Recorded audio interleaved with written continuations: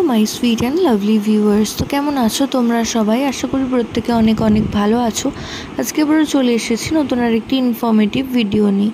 তো আজকের ভিডিওতে আমরা কথা বলবো যে গর্ভবতী মায়ের গর্ভে যদি পুত্র সন্তান থাকে তো সেই সন্তান কবে থেকে সেটা ফিল করতে শুরু করে মা। তো সেই বিষয়ে আজকের আলোচনা। তোমরা যদি চ্যানেলে নতুন হয়ে থাকো অবশ্যই চ্যানেলটি ফলো করে আমাদের পাশে থেকো এবং ভিডিওটি ভালো লাগলে ছোট্ট একটি লাইক দিয়ে আমাদের সাপোর্ট করো।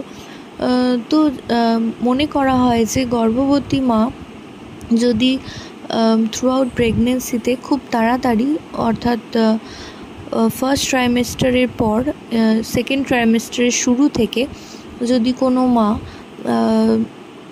নড়াচড়া বাচ্চার ফিল করা শুরু করে, অর্থাৎ খুব তাড়াতাড়ি 3.5 থেকে 4 মাসের পর থেকে যদি দেখেন যে গর্ভবতী মা নড়াচড়া অনুভব শুরু করে দিয়েছেন, তো অবশ্যই ধারণা করা হয় যে গর্ভের আগত সন্তানটি একটি পুত্র সন্তান আসতে চলেছে।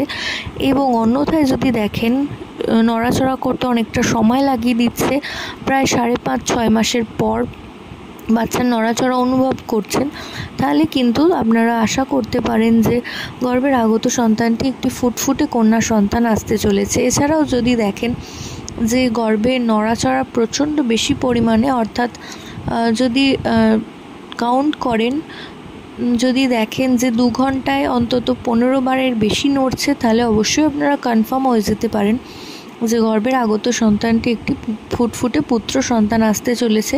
কারণ পুত্র সন্তান অনেকাংশে কন্যা সন্তানের থেকে অনেক চঞ্চল হয়ে থাকে, সেই কারণে তারা গর্ভেই কিন্তু সিমটম দেখাতে শুরু করে দেয়।